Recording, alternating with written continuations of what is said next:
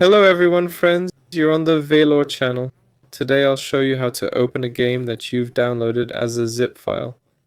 So here I have this file, a zip file. This is a legally downloaded game from a web archive, yes. And to open it, we'll need to go to the browser and download WinRAR, or actually probably better yet, 7-zip.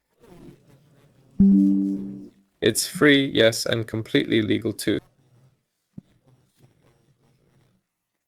So let's download it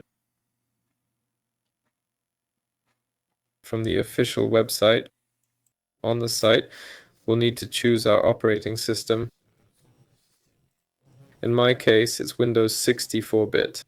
Go in and we'll download this exe file. Open it. Here we select the installation path, click Install and Close.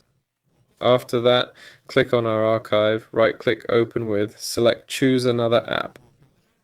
And here we select 7-zip and open it.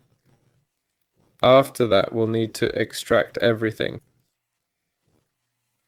To do this, click the Extract button. Click OK. And so,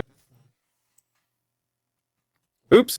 Well, so the archive extracted, but we should extract it to a folder.